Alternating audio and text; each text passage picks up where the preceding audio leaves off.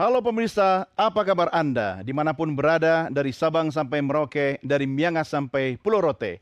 Jumpa lagi dalam program yang mengajak Anda untuk membahas lebih jauh berbagai kebijakan pemerintah termasuk isu-isu aktual yang terjadi di tanah air. Saya Doni De Keizer, ini dia, Merah Putih.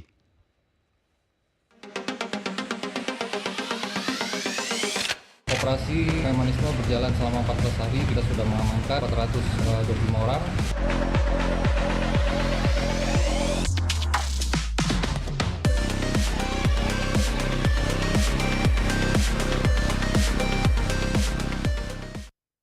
Masih kita akan bahas dan diskusikan tentang premanisme. Preman yang sekarang nampaknya sudah mulai banyak ditindak, diangkut-angkutin oleh yang namanya Satgas Anti Preman. Satgas ini katanya sudah mulai bekerja. Kerja benar atau kerja pencitraan? Kita sama-sama diskusikan. Karena harapannya ketika premanisme di negeri ini kemudian bisa kita hilangkan, keamanan masyarakat lebih terjamin. Dan yang lebih penting pemirsa adalah investasi tidak terganggu. Mari sama-sama kita diskusikan topik kita malam ini. Operasi tangkap preman dimulai. Bagi Anda yang menyaksikan melalui layar Nusantara TV, jangan lupa Anda juga bisa menyaksikannya melalui channel YouTube Official Nusantara TV. Like, share, subscribe, dan silakan Anda boleh memberikan pertanyaan atau komentar melalui kolom komen yang ada di channel YouTube. Mari kita berkenalan, berjumpa dengan narasumber yang menjadi panelis kita malam ini. Sebelah kanan saya, tentu wajahnya sudah tidak asing lagi. Beliau adalah mantan Kabarreskrim Polri, Susno Duaji. Jenderal Susno Duaji, apa kabar? Alhamdulillah sehat. Selamat malam. Mikrofonnya, Jenderal. Selamat malam. Sehat. Kita berantas preman. Asik. Ada motonya dari Jenderal Susno Duaji. Terima kasih Pak Susno sudah bersama kami. Kemudian di sebelah kiri ujung adalah pendiri Tumpas atau Tim Advokat Penegak Hukum Anti Premanisme, Robert Keitimo. Pak Robert, apa kabar? Baik. Nah, mikrofonnya jangan lupa, Pak. Baik, selamat malam. Mantap. Terima kasih Pak Robert bersama kami. Kemudian di ujung sebelah kanan, ini juga sudah tidak asing lagi, seorang praktisi hukum, Sylvester Matutina. Bang Sylvester, apa kabar? Kabar baik, selamat malam. Berantas premanisme, tegakkan keadilan. Asik. Wih, ini lama-lama aku pikir kayak kampanye pilpres ini. Ini sudah latihan semua kayaknya. Tapi tidak nyebut nomor kita. Asik. Oke, dan kita juga akan berbincang dengan narasumber kita yang berasal dan saat ini di Bali, yaitu I Komang Alit Ardana, Jero Bandesa Adat Kute. Pak Alit, selamat malam. Selamat malam, salam rahayu. Rahayu, Bebas rahayu, preman. rahayu. Terima kasih Pak Alit sudah bersama kami. Baik, Bapak Ibu dan juga pemirsa dimanapun berada, untuk memulai diskusi kita malam ini, mari sama-sama kita simak tayangan yang berikut ini.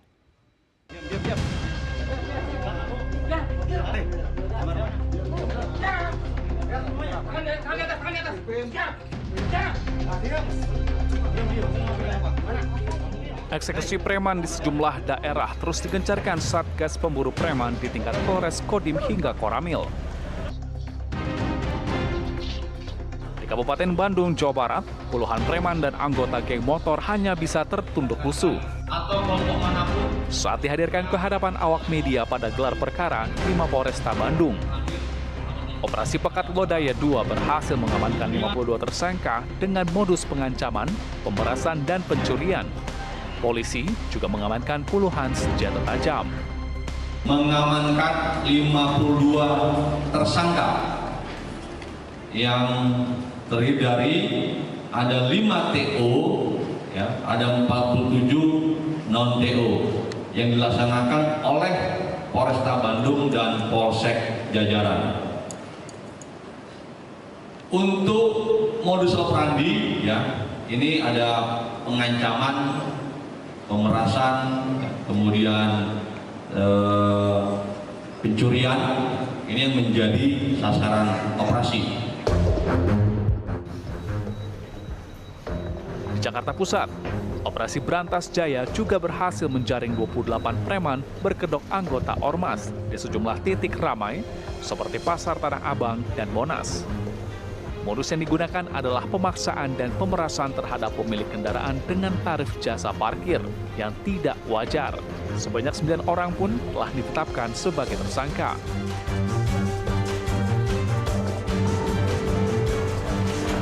Di Makassar, operasi Polrestabes Makassar mengamankan 78 orang tersangka, termasuk pelaku balap liar dan pesta miras.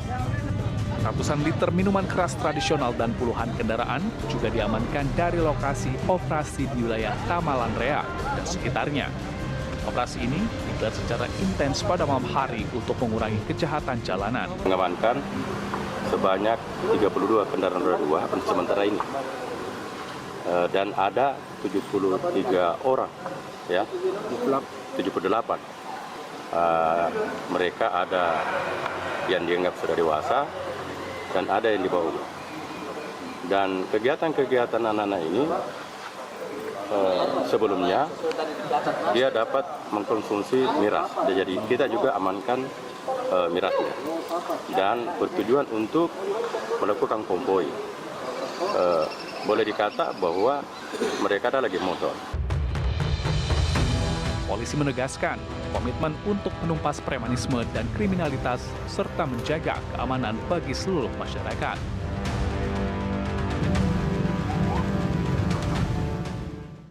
Mari kita langsung diskusi, pemirsa. Jenderal Susno, minggu lalu kita duduk di ruangan ini juga, Pak Susno. Kita bahas soal yang sama, soal premanisme. Dan kabarnya Satgasnya sudah mulai bekerja. Anda melihatnya seperti apa, Pak Susno? Pertama, kita sebagai warga senang menyambut baik adanya Satgas Pemberantasan Premanisme. Walaupun kita tidak yakin bahwa Satgas ini bisa membuat preman di Indonesia tidak ada. Kok Anda nggak yakin begitu? Nah, buktinya itu ada satu Polres 70, ada yang 60, ada yang sekian. Berarti selama ini preman itu sudah banyak. Ini pertanda bahwa ini apakah nunggu ditumpuk banyak dulu baru diberantas? Karena Satgas ini kan satuan tugas. Satuan tugas itu tidak sepanjang tahun, tetapi periodenya tertentu. Apakah sebulan, apakah 2 bulan, setelah itu berarti tidak ada Satgas. Berarti premannya akan kambuh lagi. Nah, rakyat berharap atau kita semua berharap bahwa pemberantasan preman itu tidak pernah berhenti.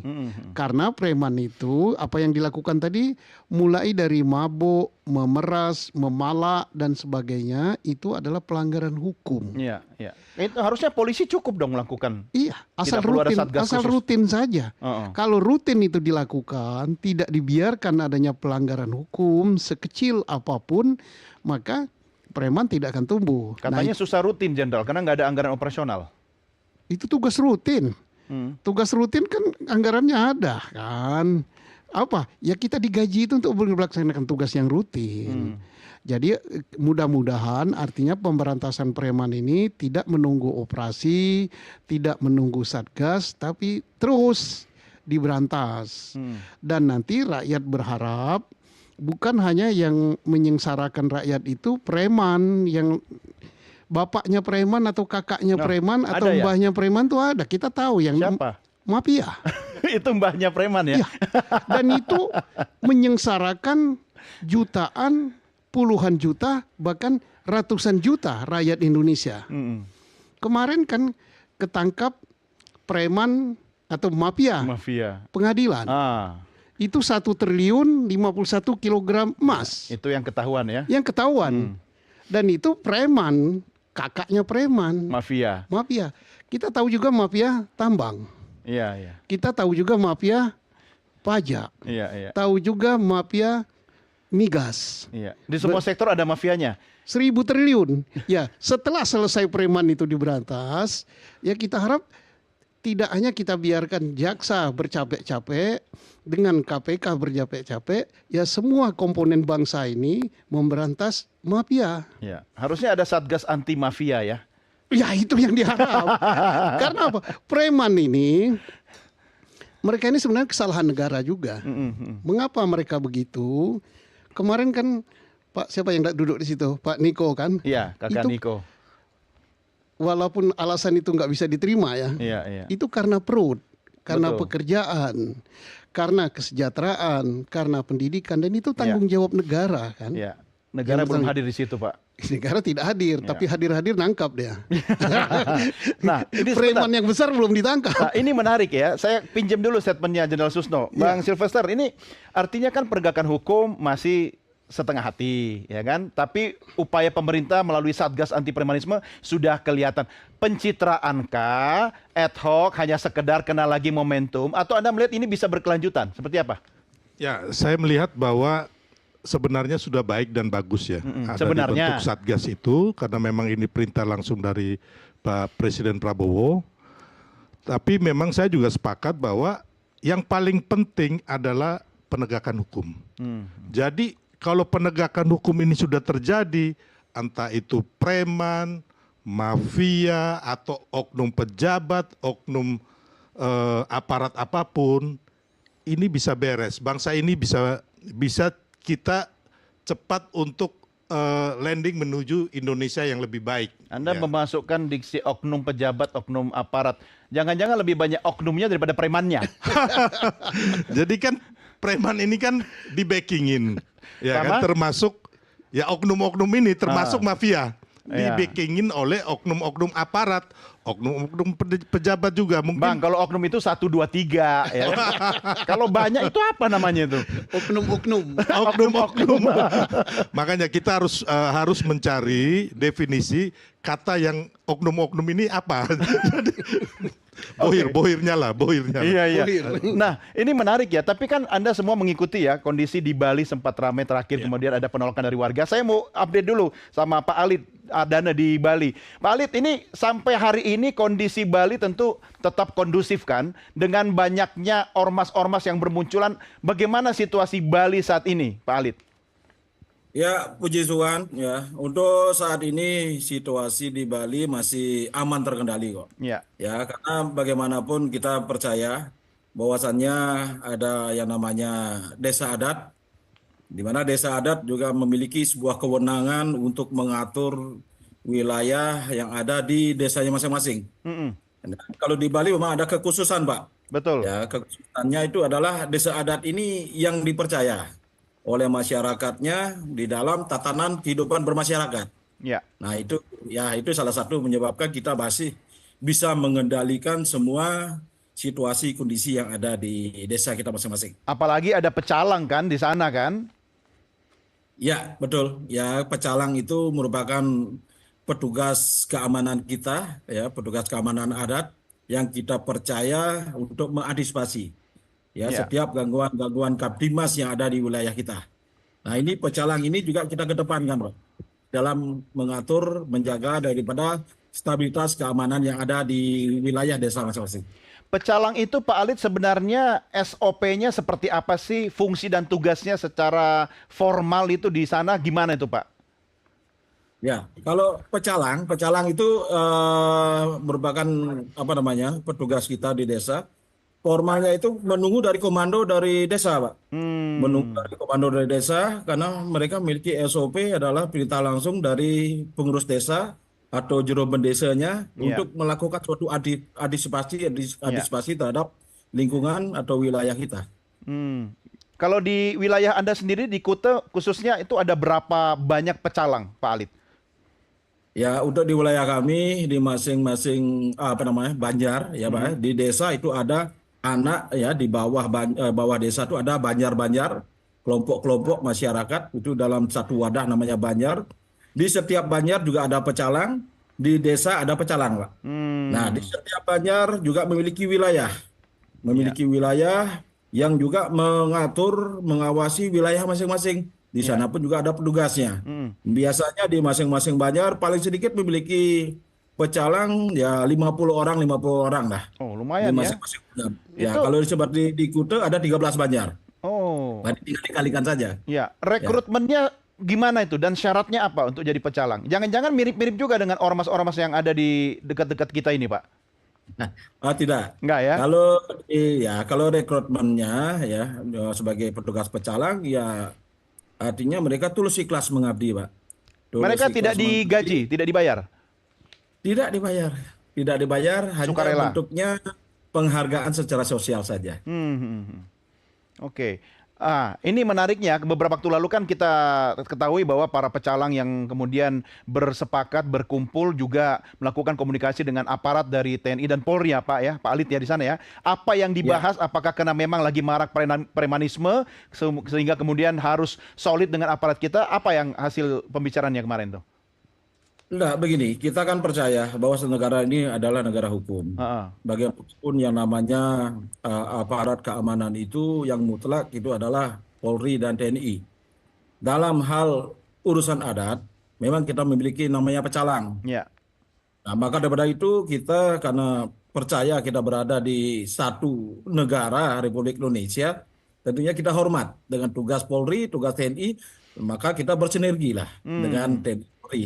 Karena bagaimanapun yang namanya tugas keamanan itu merupakan tanggung jawab kita bersama dan garda terdepan ya Polri dan TNI tersebut gitu. Makanya kita koordinasi.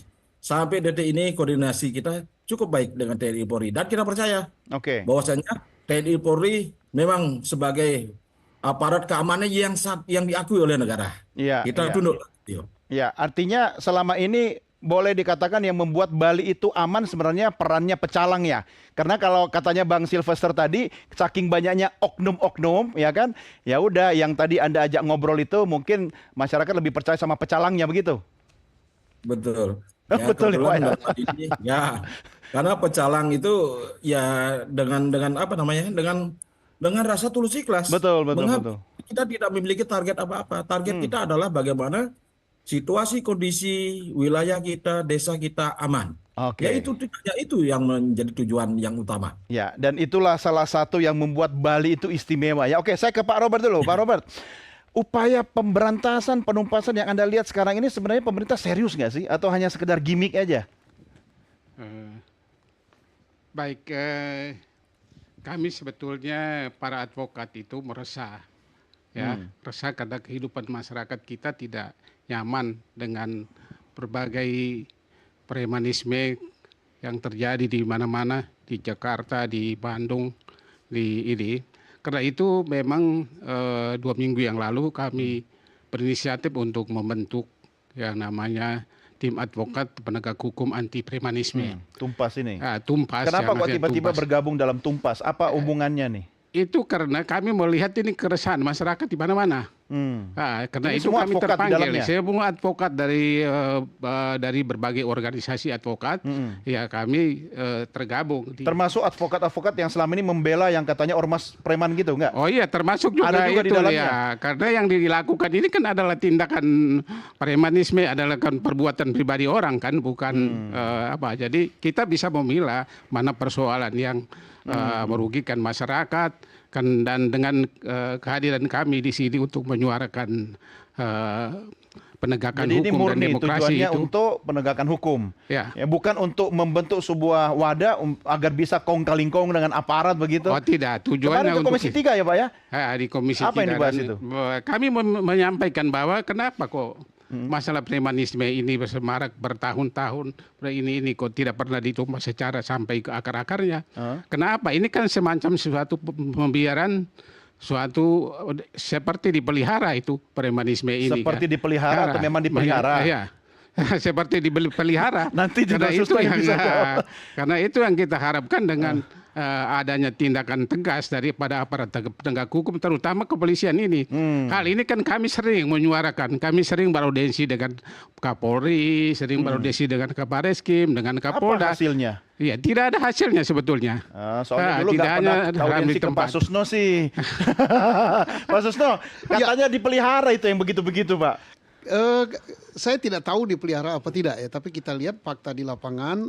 Kemarin kita mengundang salah satu orang yang pernah jadi preman, tanda petik ya. Dan dia sukses sekarang, bisa kuliah, bisa apa-apa, sampai sekarang jadi advokat. Dan dia memberikan pengakuan di sini, di forum NTV ini, luar biasa ya. Artinya bagaimana dia kerjasama dengan semua aparat ya, bukan kepolisian saja dia katakan.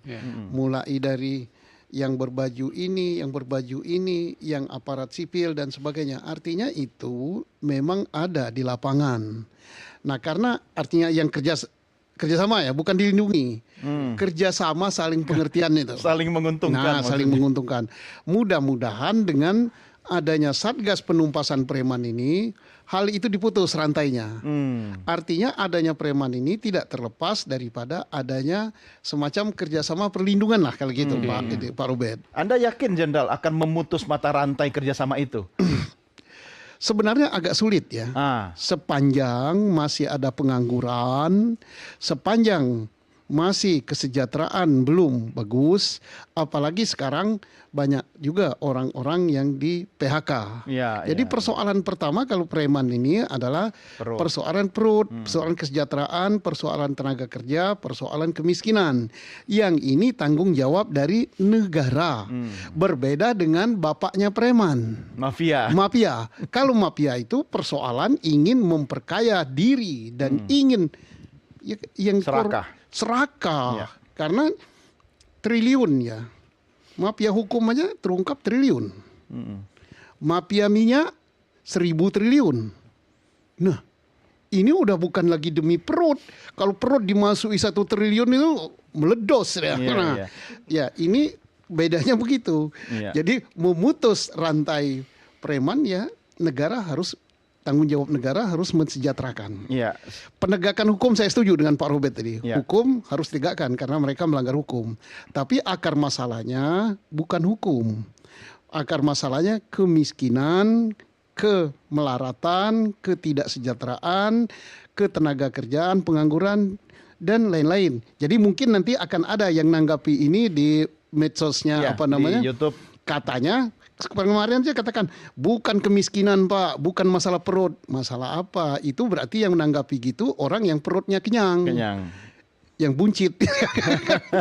Tapi kalau orang kemarin kan yang pengakuan jujur dari mantan preman, kalau sudah perut jadi masalah itu melebihi keberaniannya daripada mabuk.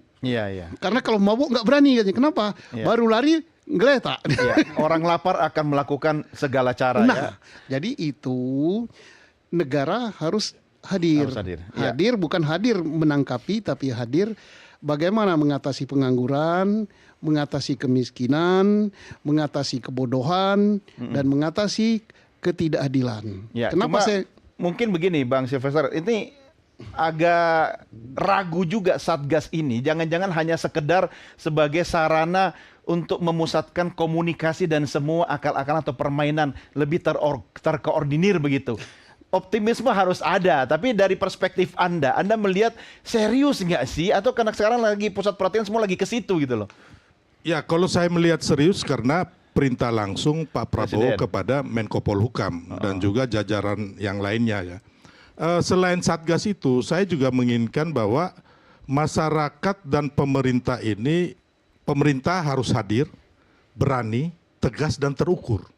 Apabila ada tindak pidana, harus kita proses. Segera. Ya, proses, habis itu kalau bisa dibina, kalau enggak ya dibinasakan. Katakanlah begitu.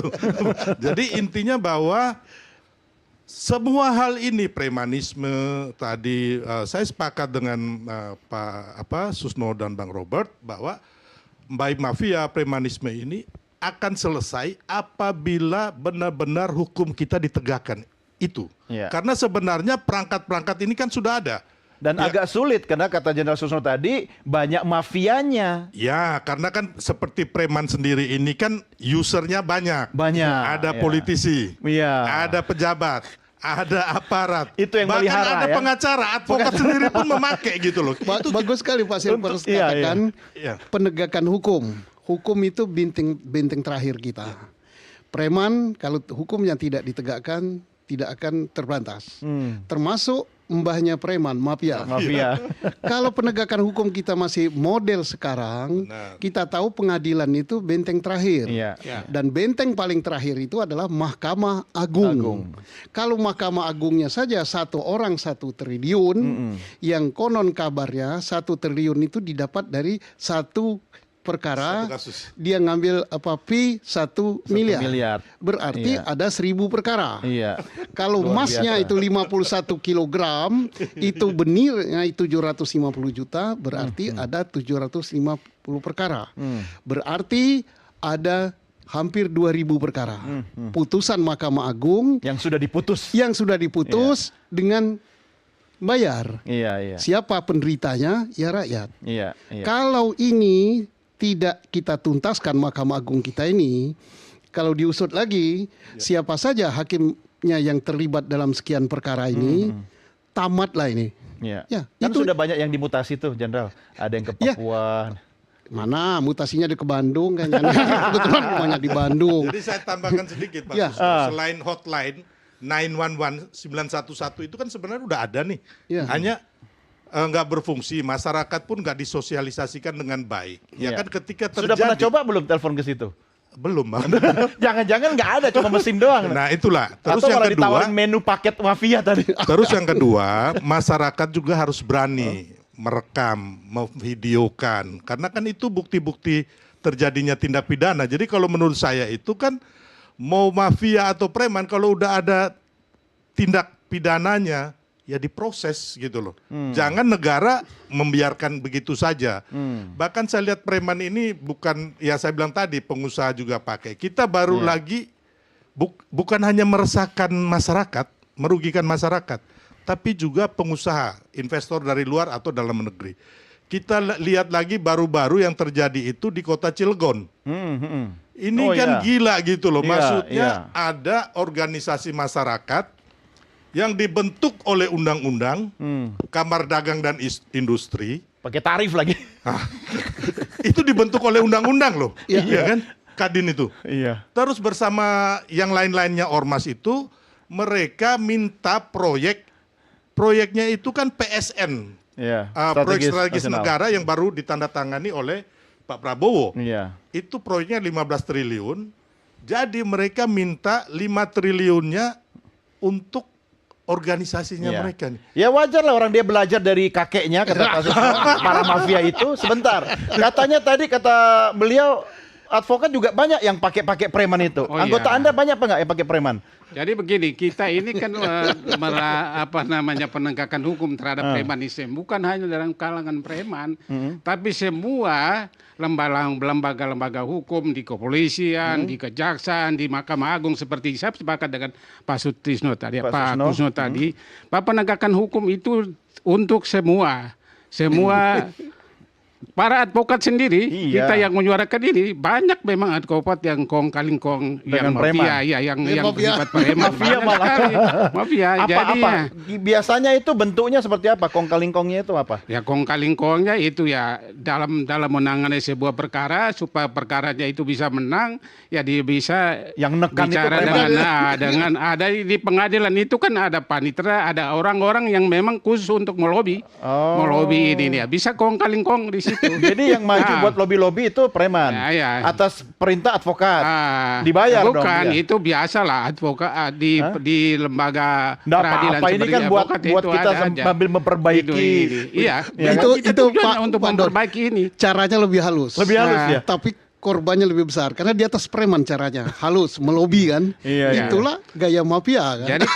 Jadi karena itu Ah. saya mengusulkan memang memilih pejabat-pejabat negara ini, termasuk juga Mahkamah Agung, termasuk ya kejaksaan, kepolisian itu fit and proper test. Nah itu harus benar-benar diuji betul. Ya itu gimana pertama benar, masalah integritas. Pak Robert, orang Masalah mafia semua di situ.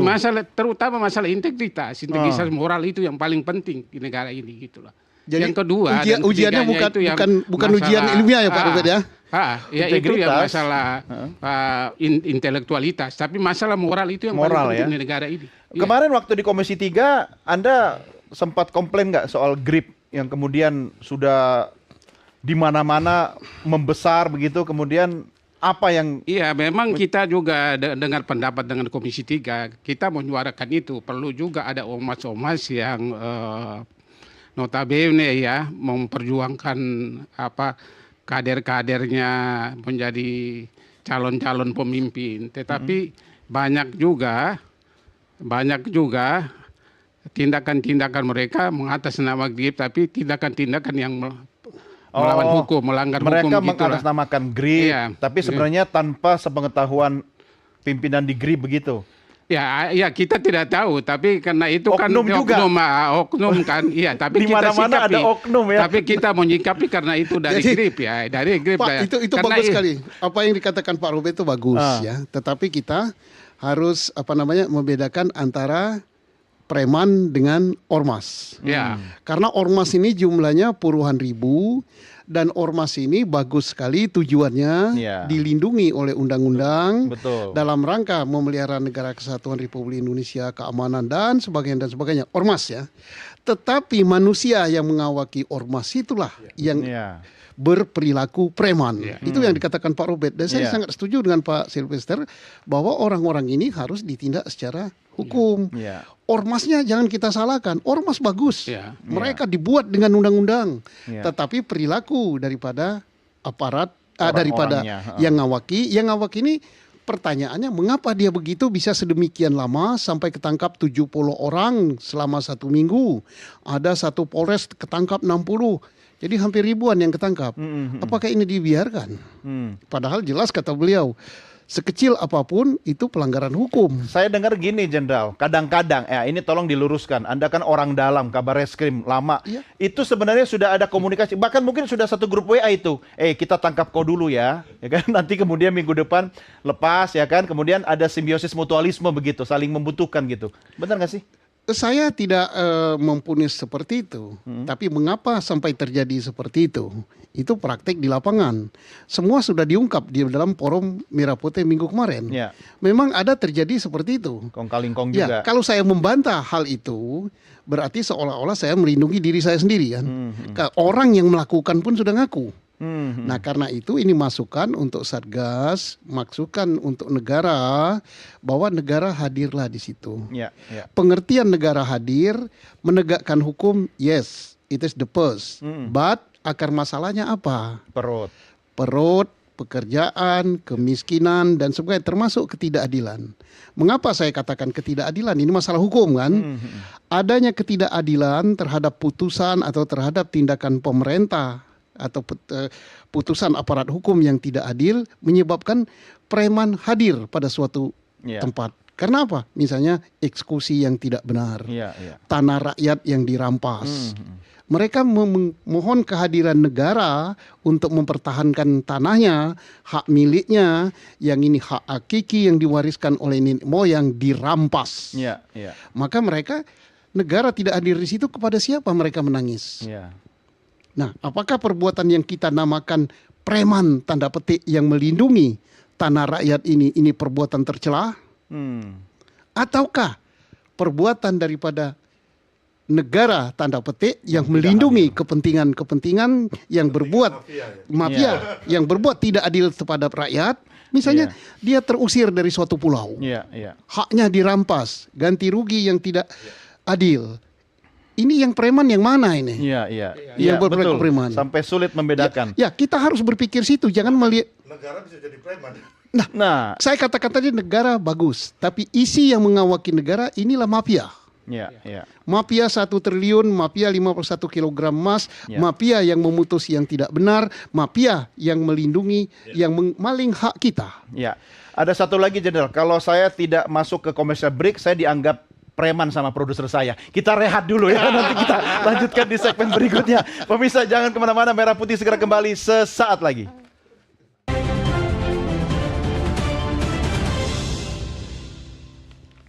Masih bersama kami dalam Merah Putih di Nusantara TV. Silahkan like, share, komen. Anda boleh tuliskan pertanyaan atau komentar Anda di channel YouTube Nusantara TV. Nanti kami boleh pilih atau membacakan yang menarik untuk kita diskusikan juga.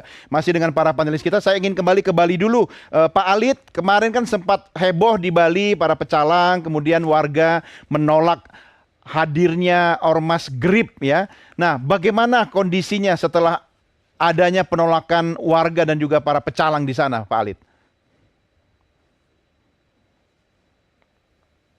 Ya, yang jelas begini, kita sepakat untuk di Bali, ya, pecalang semua sepakat kita tuh menolak yang namanya ormas-ormas yang bergaya preman, termasuk ormas-ormas luar pun yang berdalih ikut menjaga Bali.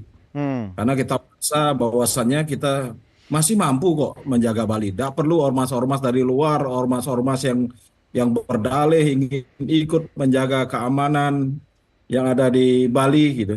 Itu makanya kita merapatkan barisan ya sesama pecalang semua se-Bali yang terdiri dari 1.500 desa adat ya, semua pecalangnya itu bersatu.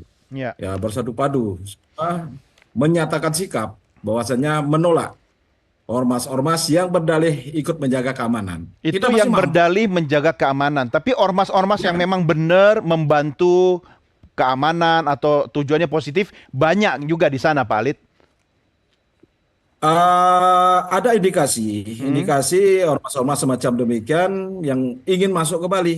Oh, Nah, syukurnya kita dengan yang tadi saya utarakan bahwasanya kita punya desa adat, kita punya hukum adat yang dihormati oleh semua warga kita, kerama kita, masyarakat kita. Itu semua tunduk dengan hukum adat yang kita percaya ini warisan leluhur yang harus kita lindungi. Gitu. ya.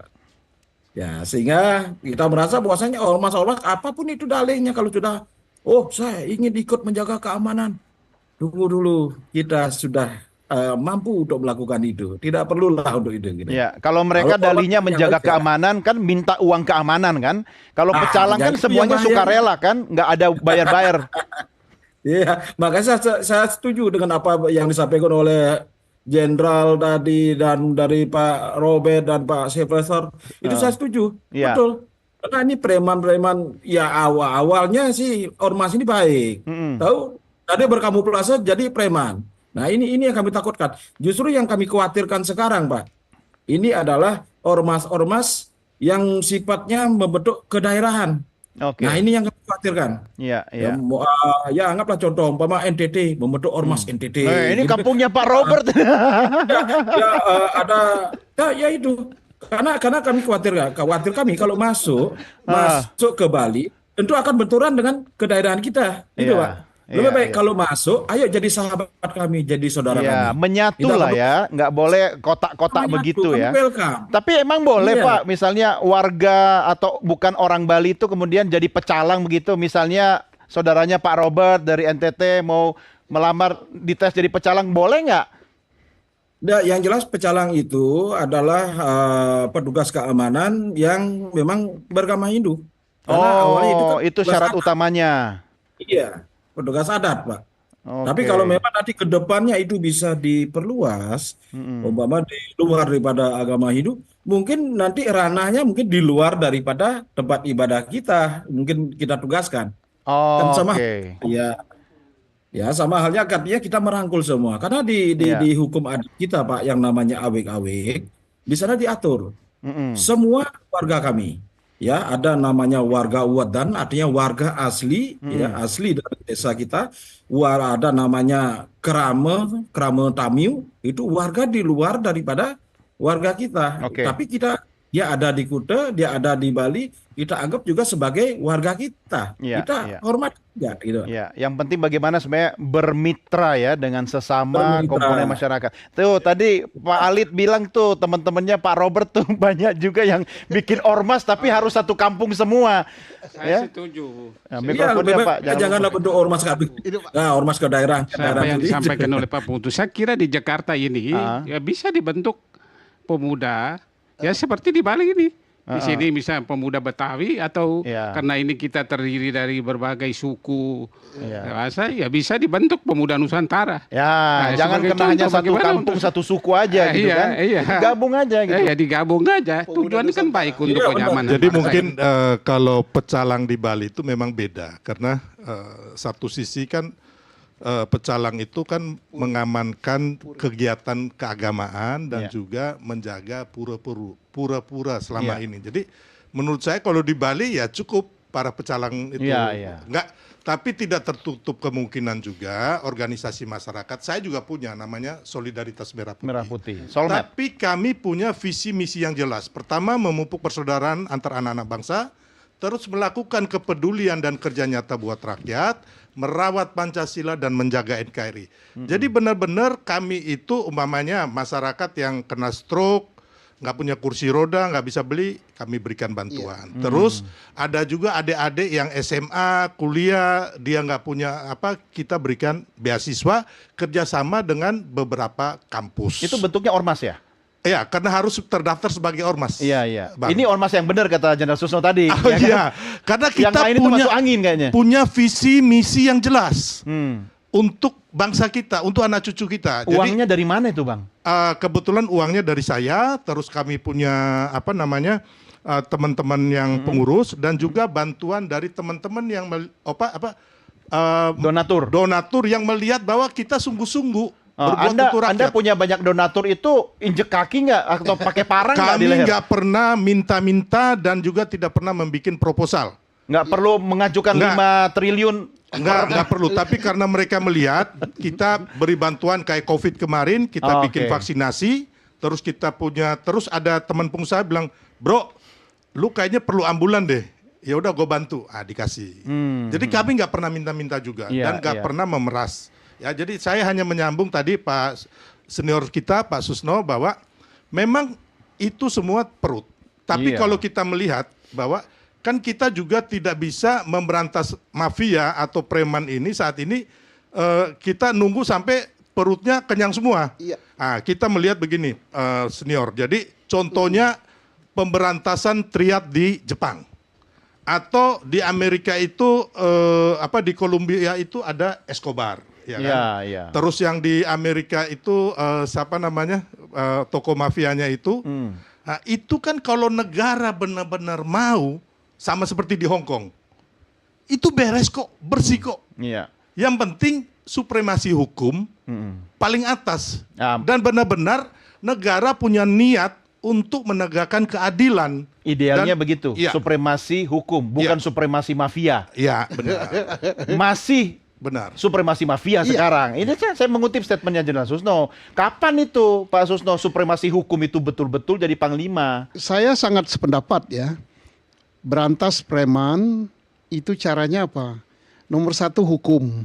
Sekaligus dengan negara hadir untuk memenuhi mengapa akar masalah terjadinya preman. Nah, kalau masalah hukum saja sudah kita tidak percaya seperti sekarang ya. Ketidakadilan, kemudian pelaku-pelaku daripada ketidakadilan ini adalah aparat penegak hukum yang merupakan benteng terakhir daripada penegakan hukum di Indonesia. Oknum Pak katanya. Iyalah, kalau oknum kalau 1-2 orang katanya tadi kan, kita sepakat kan. Oknum. Bayangkan kalau 1.000 miliar itu 1 triliun kan. Satu perkara dia ngambil 1 miliar. Berarti 1.000 perkara. Iya, lumayan. Berarti 1.000 putusan itu tadi sudah tidak benar. Yang memutuskan ada berapa orang? Yang memutuskan ada berapa orang? Jumlah yang memutus di aparat itu ada berapa? Puluhan ribu perkara. Nah, berarti itulah gambaran hukum negara kita. Mau bantah saya? Nanti ada di WA itu pasti, oh Pak Susno nggak gitu, masih ada yang bagus. Sekarang masih juga ada. di YouTube udah banyak sih. Masih ada yang bagus. Oh Pak Susno, oh Pak Don, persoalannya bukan hanya perut. Bukan hanya mutlak perut saja, penegakan hukum.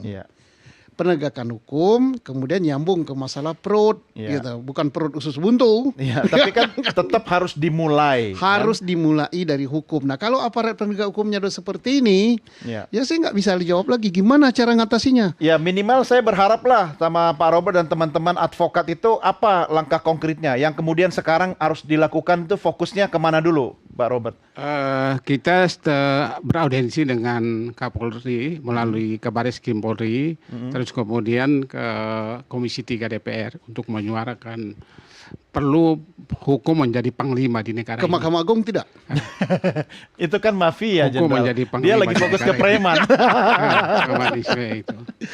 Karena itu kita melihat kalau misalnya bahwa dalam audiensi kita di beberapa tempat di Kapolri dan kemudian di Komisi 3, kalau tidak ada perubahan, tidak ada perbaikan, tidak ada seruan dari Kapolri untuk memanggil lembaga-lembaga, misalnya Kapolri, DPR misalnya memanggil Kapolri, kalau tidak ada penyelesaian dalam urusan ini, kita nanti akan menemui Presiden. Oh. Dan kita akan membicarakan itu. Saya pikir Karena Anda negara kemudian kelihatan kemana tidak hadir dong di larinya? dalam bicara ini.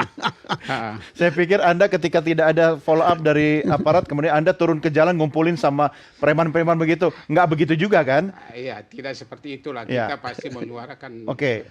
penegakan Saya mau hukum yang tahu penting. Pak Robert, Anda optimistiskah melalui jalur hukum sementara yang Anda hadapi ini, ya kan, seperti kata beliau berdua itu, levelnya itu bukan cuma preman tapi juga sudah mafia dan itu berada dalam sebuah lembaga termasuk lembaga peradilan. Sesungguhnya saya tidak pesimis. Saya sepakat dengan apa yang Pak Susno sampaikan. tadi karena apa yang telah disampaikan ini berulang kali kami menyampaikan apa kepolisian, Ya, belum ada perubahan, kejaksaan. kan? Tidak ada perubahan. Nah, berarti- Tidak ada perubahan yang signifikan.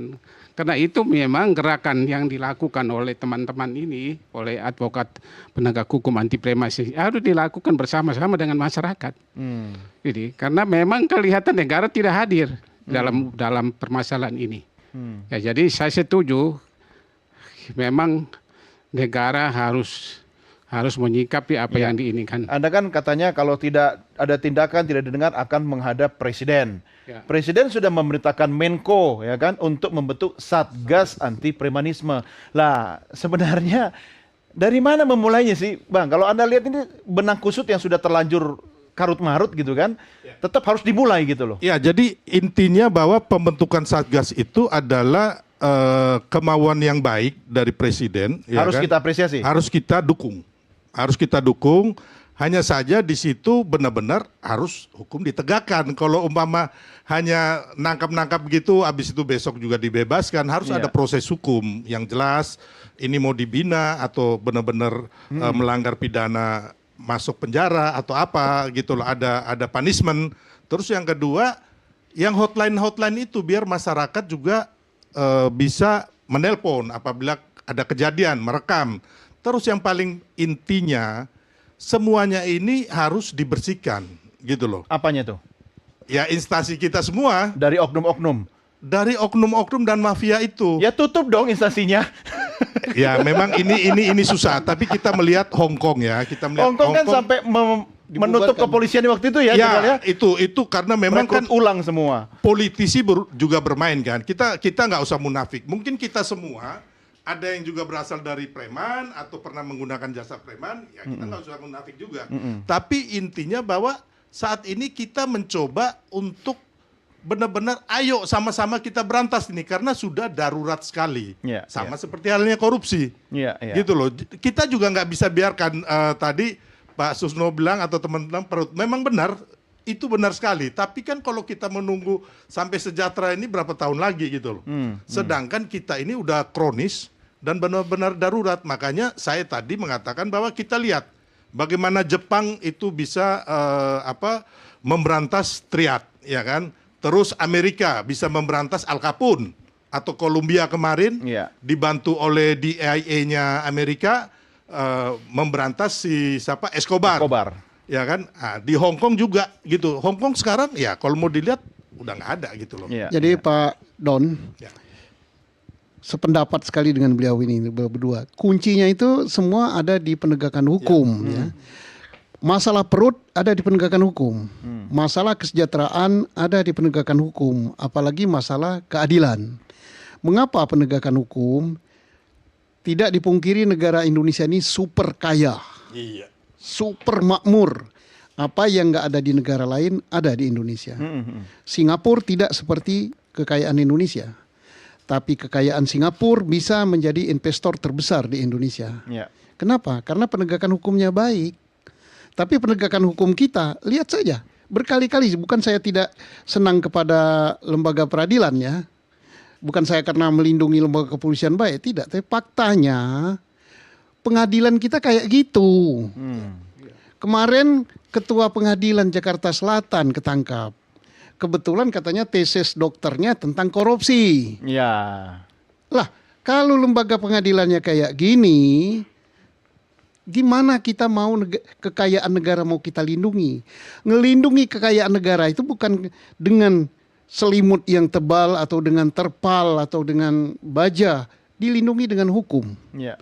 Hasil daripada kekayaan negara kita dilindungi dengan hukum. Tapi kalau aparatnya korupsi sampai 1.000 triliun. Iya. Nanti dihukumnya hanya berapa? Sekian tahun. Sekian tahun. Ya. Kan dia sudah belajar sampai bikin tesis kan, jadi sudah ahli, disertasinya udah. Kayaknya koruptor di Indonesia atau preman ditangkap mafia, habis itu mereka happy loh, selfie. Iya. Kan Masuk gitu berita fotonya. senyum-senyum ya. Iya. Tapi kita juga harus dengar ya apa kata masyarakat tentang apa yang kita diskusikan malam ini. Kita coba simak dulu pendapat masyarakat berikut ini. Sih bagus ya untuk ada penindakan lanjut ya. Cuman kan karena kan belakangan ini ormas dikaitkan dengan hal yang negatif ya. Jadi untuk saat ini kalau untuk ada tindak lanjut dari pemerintah itu bagus, biar lebih tertib aja sih. Dan yang kedua Mas, revisi undang-undang ormas ini kan akan lebih diawasi nih Mas oleh DPR, oleh pejabat lembaga lainnya. Tanggapannya gimana Mas? Ya tanggapannya biar lebih diperketat aja sih pasal-pasal atau undang-undangnya dari pemerintah gitu. Biar ormasnya juga lebih tertib dan lebih nggak ngambil tindakan sendiri lah. Memang nggak ada masyarakat yang mendukung premanisme, pasti merugikan. Saya mau tanya ke Pak Alit lagi. Pak Alit, kan Bali ini kan pulau dewata yang kemudian dikenal sebagai daerah tujuan wisata dunia internasional. Kalau kita bicara tentang ormas-ormas yang mengganggu, ada nggak sih dampak langsung yang kemudian menurunkan kunjungan wisata di Bali? Atau kalau kita berkaca ke wilayah Anda di Kuta sendiri seperti apa, Pak Alit?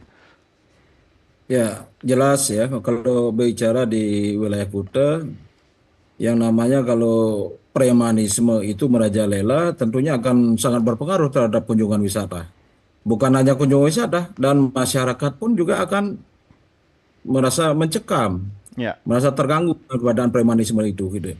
Ya syukurlah preman ya pada saat ini sudah tidak ada yang sampai melakukan gerakan-gerakan yang sesadis apa yang disampaikan tadi, yaitu pemalakan yang keras-keras tersebut gitu.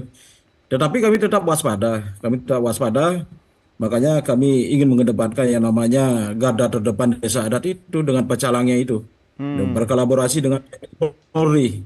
Kita antisipasi, kita harus tumpas. Tapi kita tidak mengatakan bahwasanya Kuta, Bali itu bersih dari preman, tidak. Preman itu masih ada. Mungkin seperti apa yang disampaikan tadi karena tuntutan perut itu. Karena tidak sejahtera mereka kan itu sehingga membuat keterpaksaan. Keterpaksaan melakukan suatu tindakan-tindakan pemerasan, pemalakan kan itu. Nah, tentunya kami ya sangat berharap dengan keberadaan ini kalau bisa lah ya, yang namanya preman harus dituntaskan, harus dibersihkan, jangan sampai ada. Termasuk ormas-ormas, kalau memang ormas-ormas itu melanggar daripada perundang-undangan yang ada, kan undang-undang ada. Negara kita negara hukum. Pak Alit, Kalau ini kan sudah ada Satgas undang-undang, anti premanisme. Kalau di Bali sendiri Anda sudah melihat nggak Satgas ini bekerja kemudian membersihkan oknum-oknum preman dalam ormas yang ada? Ya saat ini belum sih kami melihat suatu gerakan yang nyata atau yang keras yang dilakukan oleh Satgas ini, dan bahkan kami kaget ini, oh ya ada Satgas anti preman ya, ini baru tahu juga. Nggak pernah ada sosialisasi sebelumnya. Nah kebetulan kami kurang dapat sosialisasi itu. Atau Anda merasa tidak perlu satgas-satgasan, cukup ada pecalang dan masyarakat sudah oke Bali ya? Enggak juga, tapi Satgas itu penting. Ya, satuan tugas untuk pemberantasan preman ini kan penting sekali. Sama dengan untuk pemberantasan yang namanya teroris kan itu penting gitu. Tentunya kita ingin sosialisasi. Ayo kita bersama-sama. Ya karena yang bagaimanapun yang namanya rumah yang lebih tahu keadaan rumah, situasi rumah ya tuan rumahnya itu sendiri. Ya kami diajak untuk itu gitu. Kami siap untuk, apalagi ini tanah kelahiran kami. Tanah kelahiran kami, apapun alasannya harus makanya dijaga kami, ya. Bali. Kami sampai darah penghabisan, kalau orang Bali bilang sampai puputan, Pak. Sampai puputan. Kita akan lawan. Tapi banyak juga preman yang berpikir begitu. Ini sampai titik darah penghabisan, saya harus mati-matian, ya kan? Jadi kalau preman atau mafia ini tidak mungkin bisa mengalahkan negara. Ya makanya saya juga optimis itu. Kenapa? Tadi Bang Komang Alit mengatakan bahwa waktu masalah teroris ada satgasnya. Betul. Dan kita lihat hari ini, saya angkat topi kepada bapak-bapak di Densus 88 dan juga Bareskrim, pokoknya bapak-bapak BNPT dan sebagainya. Paling tidak teroris udah kelihatan, hampir kita lihat nggak ada ruang gerak. sel-selnya ya. Makanya ini kenapa nggak bisa untuk mafia dan juga untuk preman, kenapa kita nggak bisa? Karena dipelihara. Itu Pak Susno kayaknya. Sebentar Pak Susno. Saya mau tanya dulu dari advokat. Iya kan? Dipelihara kan? Pasti kan kalau dipelihara itu kan ada yang mendapatkan manfaat atau saling mendapatkan manfaat. Contoh konkret misalnya, kalau advokat mau istilahnya gini lah ya, Anda juga pasti tahu lah ya. Urusan yang kotor-kotor serahkan aja kerjasama dengan oknum preman gitu. Kayak misalnya kalau mau debt collector kan, itu disubkan gitu kan, misalnya gitu. Iya, tapi sorry, kan? aku potong. Kalau debt collector itu sebenarnya ada undang-undang yang membolehkan, ada prasyarat. Persetujuan OJK dan sebagainya. Yang penting ya kan, collection itu kan hampir semua perusahaan ada. Betul. Yang penting dia jangan mengintimidasi, pokoknya jangan sampai ada tindakan pidana aja. Iya sama Bang, ADART-nya Ormas juga kan semuanya bagus, tapi nyatanya di lapangan, coba gimana itu Pak Robert? Jadi kita melihat memang banyak pejabat itu menyuarakan penegakan hukum ini harus perlu dilakukan segera. Setelah kita melihat situasi semacam ini, kita seperti bahwa dipelihara gitulah. Nggak ada perubahan-perubahan yang sangat signifikan. Kita memang sering menyuarakan itu. Bahkan juga melalui pengadilan, melalui gugatan, melalui laporan kepolisian terhadap perkara pidana. Tapi rupanya juga banyak yang tidak jalan gitulah. Mungkin kurang dan kelihatan juga, saya melihat di kepolisian itu ada orang-orang tertentu yang dipelihara untuk membuat masalah, tapi nilai atau budget ya yang itu besar sekali. Nilai tanah, misalnya tanah. Tanah ada pihak-pihak tertentu melakukan mafia. Ya. Ada tarifnya. Dia ada ini tarifnya ini gitu. Jadi kalau dia kasus membuat tanah itu ada kalau mau menyelesaikan kasus tanah ada tarifnya sendiri. Gitu. Ada ini gitulah. Dia merampas misalnya hak orang. Itu di mana? Di kepolisian. Itu juga bisa di Polda. Orang-orang oknum-oknum tentu yang punya. Lihat aja ke arah Pak Susno. Oknum mah nggak galak gitu. Oknum-oknum tertentu. Yang juga seperti itu biar di Polda, di Mabes. Ada. Sampai sekarang masih ada kayak begitu ya.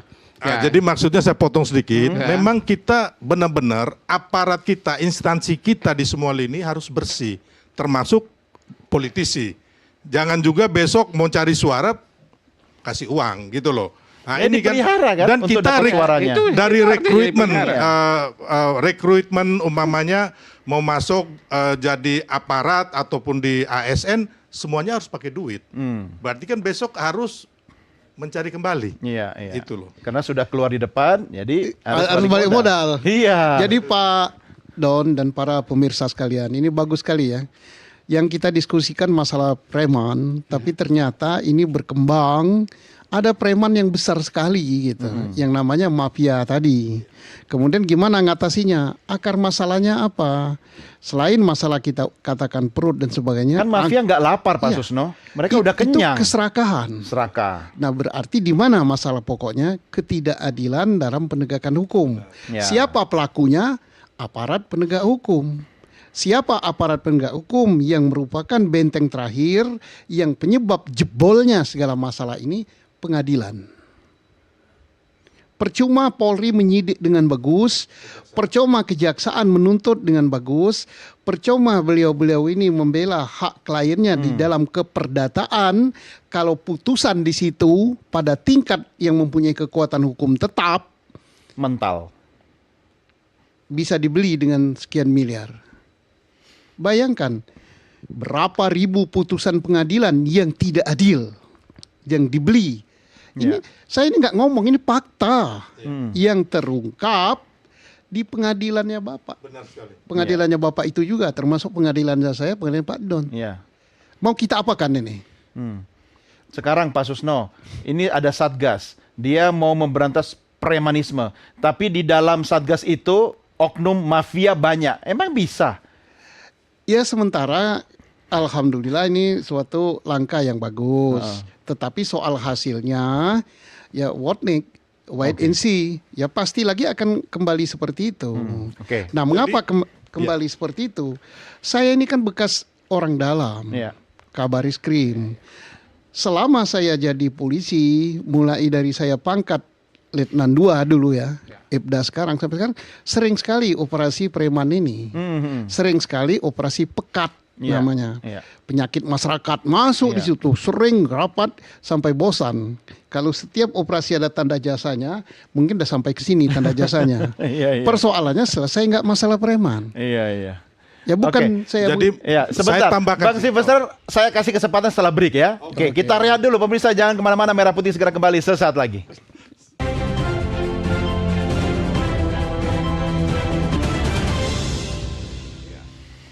Kita lanjutkan diskusi kita. Sebelum janji saya Bang Sylvester, kita dengar dulu apa kata masyarakat berikut ini sama-sama. Kalau untuk penindakan ormas-ormas ini saya setuju ya. Karena untuk mentertibkan. Terkadang itu mereka mengatasnamakan ormas, jadi lebih ke premanisme, mohon maaf. Gitu ya. Jadi malak atau apa, kadang-kadang parkir mengatasnamakan ormas gitu ya, kalau nggak bayar ya kan dia marah gitu. Walaupun 2.000 juga kita kalau lagi nggak ada ya kan nggak ada, beli esnya 3.000, bayar parkirnya 2.000 ya gitu. Oke, silakan Bang Sylvester. Saya mungkin tambahkan selain yang tadi, mungkin yang saya bilang tadi, kita harus segera, ini Satgas sudah terbentuk, kita tetap jalan, tidak usah menunggu. Terus yang masalah hotline, terus penegakan hukum dan keadilan. Terus saya tambahkan juga sebenarnya ini inline dengan Undang-Undang Perampasan Aset, khusus yang dan uang kartal. Nah, nanti mungkin Pak Susno juga mungkin bisa kasih kita tambahan bahwa ini penting sekali karena kalau setelah undang-undang ini resmi, ya kan, pihak aparat bisa merampas atau mengambil barang bukti uang yang umpamanya dari mafia atau dari preman atau dari korupsi ini tanpa menunggu putusan pengadilan dan sebagainya. Begitu ya Pak Susno, gimana? Ya, saya sependapat ya Pak Don. Kalau perampasan aset sama undang-undang tentang uang kartal yang tidak boleh beredar dalam batas tertentu, ini akan mengurangi terjadinya kegiatan bapaknya preman, mafia.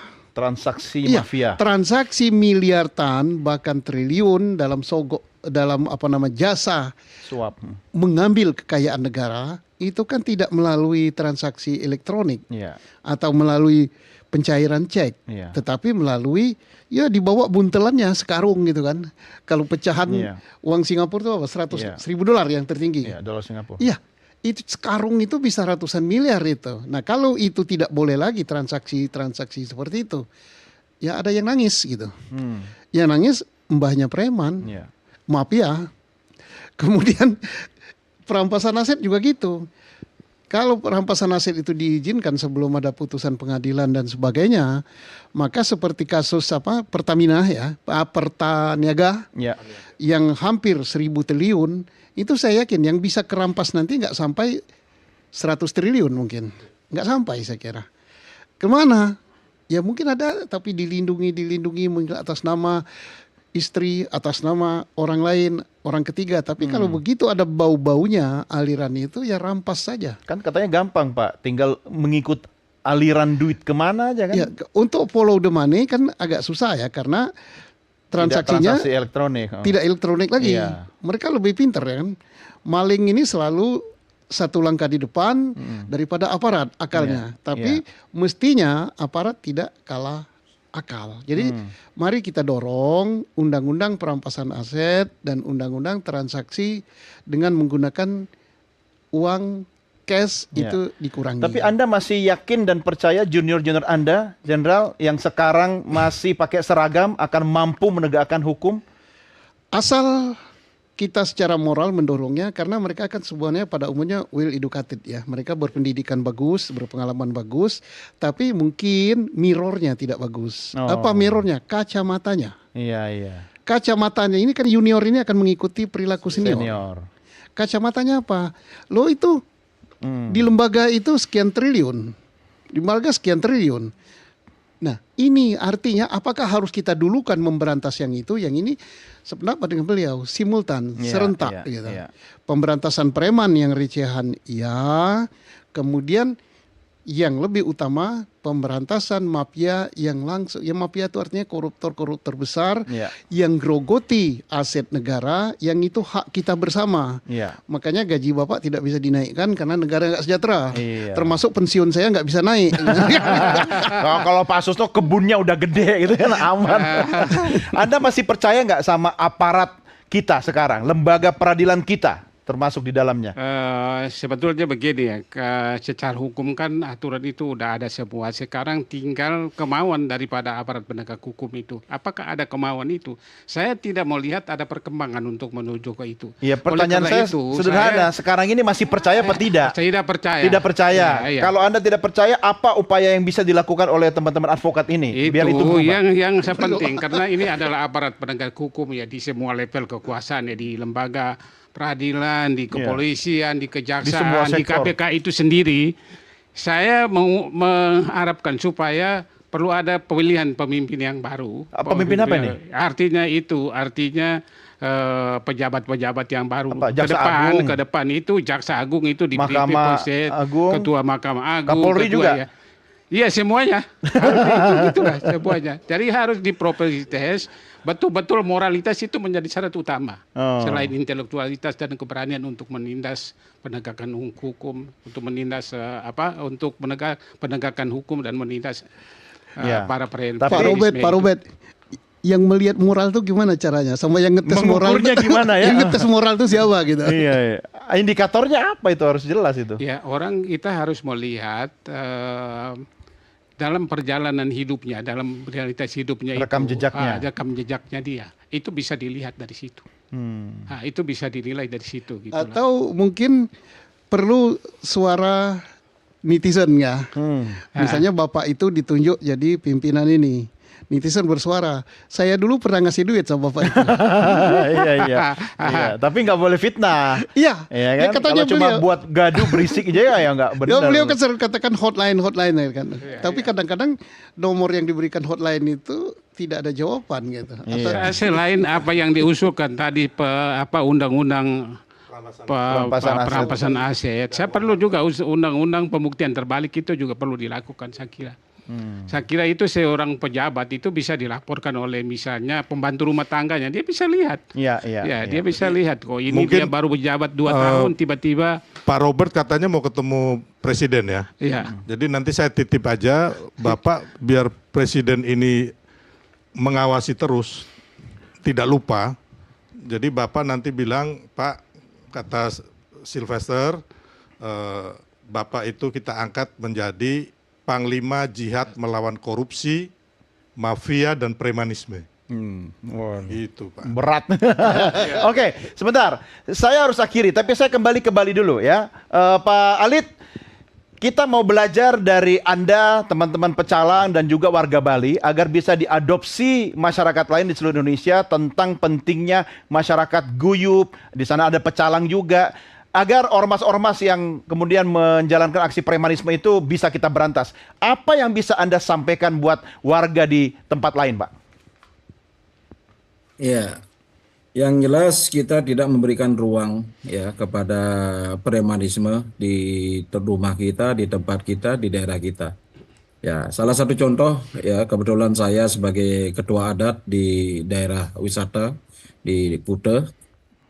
Kebetulan kami menghimbau kepada seluruh pengusaha yang ada di Kuta itu, ya, apabila melakukan rekrutmen, ya, penerimaan daripada tenaga kerja, kalau ada yang masuk membawa nama bendera, ormas, itu kita himbau untuk ditolak. Oke. Kalau mereka memang ingin kerja di tempat usaha-usaha yang ada itu dengan ya kemampuan dan keahlian yang mereka miliki, itu silahkan. Ya, itu silahkan. Tapi kalau bawa nama bendera, kami menolak keras. Dan bahkan kami memberikan sanksi kepada ya pengusaha yang ada di sampai menerima ormas-ormas semacam demikian itu, risiko tanggung sendiri gitu. Nanti kalau ada sesuatu kejadian itu ada istilahnya ada tiga denda. Denda ya, istilahnya. Itu di hukum adat kita ada tridanda, yaitu jiwa danda, arta danda, pengaskara danda. Kalau jiwa danda ya artinya jiwanya itu kita berikan hukuman sosial. Artinya mereka tidak bisa menikmati fasilitas yang kita miliki. Yaitu kalau arta danda yaitu ada kena sanksi ya berupa uang, dan pengaskara danda ini yang berat, dia harus melakukan cara pembersihan. Pembersihan terhadap kita di desa kita. Itu. Baik, terima kasih Pak Lid. Saya harus tutup tapi 10 detik masing-masing ya. Pak Robert, 10 detik ya. Anda optimistis bisa penegakan hukum ini pemberantas premanisme. Silakan. Singkat. Penegakan hukum premanisme harus dilakukan seakar-akarnya. Ya, harus yakin ya. Walaupun tidak yakin jawabannya, Bang. Ya, saya yakin dan optimis di bawah Presiden Prabowo kita bisa mengatasi ini karena beliau sungguh-sungguh dan mempunyai dan beliau mewakafkan nyawanya untuk kebaikan dan untuk kemajuan Indonesia. Baik, Jenderal. Oke, saya mendukung pemerintah, bagus pemberantasan preman, kuncinya penegakan hukum, kesejahteraan. Mengapa hukum ditegakkan itu penting sekali? Contohnya Bali. Kenapa Bali tertib? Karena hukum di Bali tegak. Minimal hukum adat yang tegak. Ya, baik. Terima kasih Bapak-bapak sekalian sudah berdiskusi bersama kita dalam Merah Putih malam hari ini. Dan mari kita dukung pemirsa upaya pemerintah untuk memberantas aksi premanisme. Dan khususnya bagi aparat kita yang sedang bertugas, kami dukung Anda. Tetapi otokritik juga buat aparat kita. Kalau Anda masih memberikan pelayanan sambil meminta-minta kepada warga, apa bedanya Anda dengan para preman? Cuma beda seragam saja. Saya Doni De Kaiser, sampai jumpa. Merdeka!